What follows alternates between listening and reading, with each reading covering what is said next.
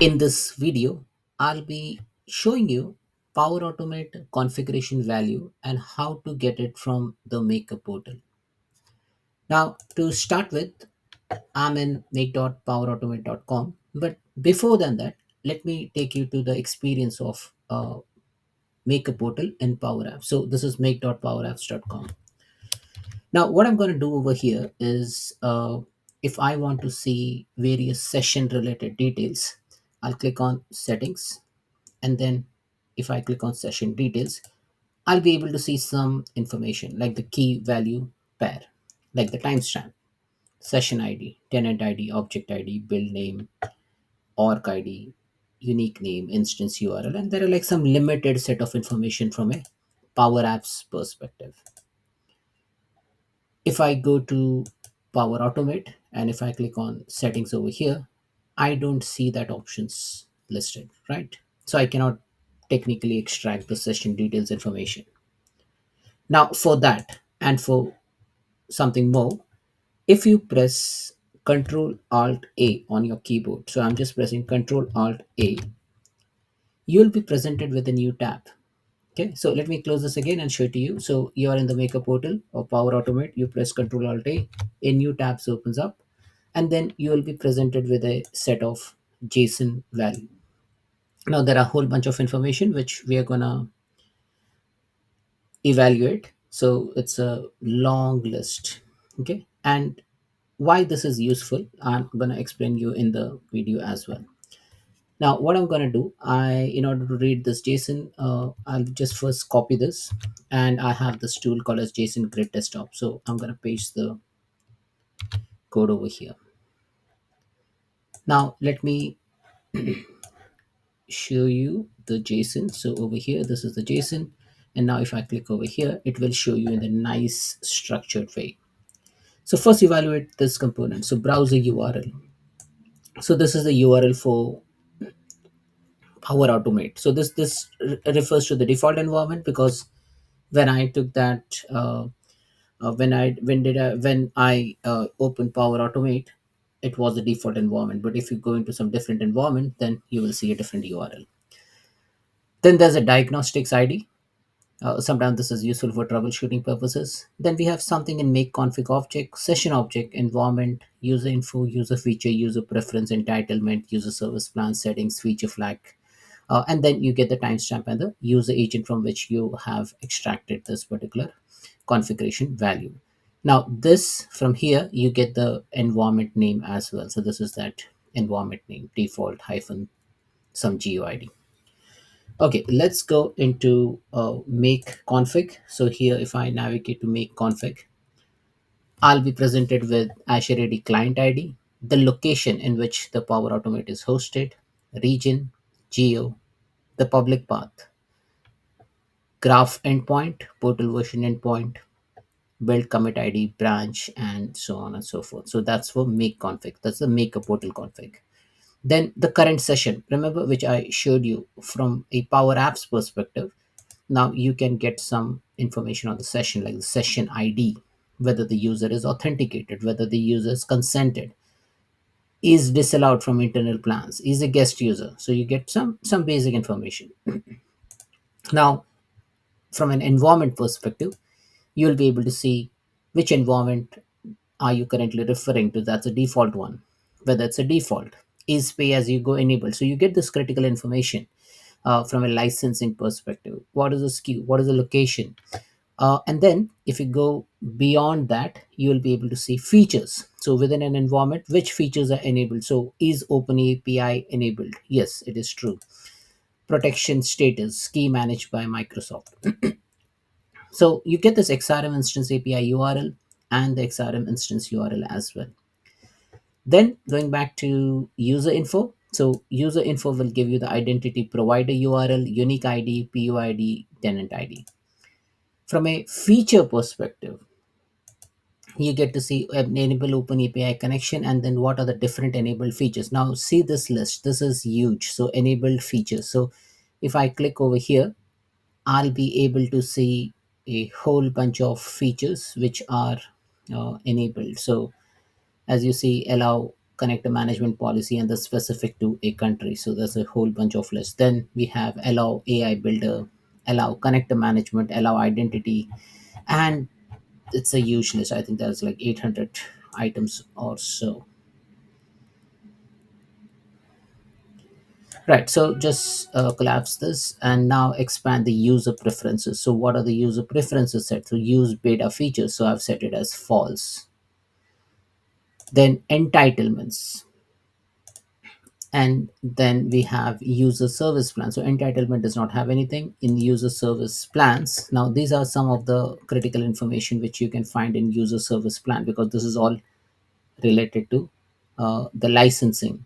So user service plan, whether it's current. And then if I navigate to, so let me go into services.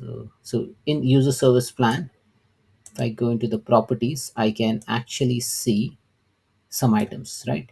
So let me show you this properly. User service plan. So if I go over here, user service plan.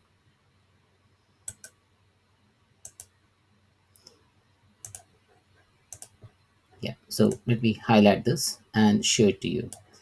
So here you see, like, I think three, four, five, six, seven items. Now, why do you see seven items? Because I have this Power Automate license in some shape or form.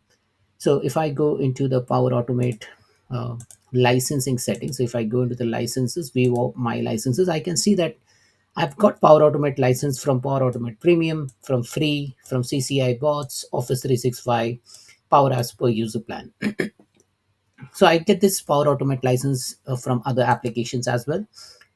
So this explains you the different SKU which we have. So license name, Power Automate Attended, RPA. Then we have Flow P2 Viral. Then we have Flow CCI bots. Now, even in the CCI bots, you will see the license name, the display name, whether it's a seeded license. So this is a seeded license coming from Dynamics 365. And what are the policies set? So you can even see the different policies which you have set. So policies basically again is a key value pair where you configure whether you can use a custom API, whether RPI is attended, allowed, usage context, daily action limit. Now, this is also important, daily action limit. So this comes to around 40,000. Similarly, if I go into, say, other SKU, Flow P2 Viral Real for D365, now this is coming from Power Automate for Dynamics 365 Viral. If I go to policies over here, here again, the daily action limit is 40,000. So this is one thing to note, daily action limit. Then we have something called as a calendar month flow run limit. So within a calendar, or the 30 days, you get to run X amount of flows. And it all depends on different SKUs. So if I have flow for Office 365, I've got that policies. Now here the calendar flow month run limit is 2000. If I go into flow for Power Apps per user plan in the policies, I get 15,000. If I go into another SKU, Power Automate for Dynamics 365 V3, which we have already seen, then we have Flow for Office 365. Again, go to policies. Here you get calendar month flow run limit is 2000. So this is how you can basically check all the licensing components, licensing configuration values, and when this license was assigned. So you can even see that information. So this is user service plan. And then if I just scroll, then I should be able to see various other properties. So I can see properties, I can see types. So properties is policies, and when was the assigned time. So this was assigned on 23rd of the 7th, 2025. So these are some rich information if you want to troubleshoot, or if you want to know something about a specific licensing SKU. This is an important thing to note. Going to settings, now again, this is also a huge list. So if you want to know what kind of configuration is set for your specific maker portal, here you get to see a URL, here you get to see a date, here you get to see a key value pair. So as you see, the brand name, Power Automate, and then the API related information, the API related URL. So everything is listed over here, each and everything. If I go to settings, then there is something called as a feature flags. So I can go to settings, I can go to feature flags, and then I can go to enable AI builder and then check whether AI builder is enabled or not. So as you see over here, these are the different configuration.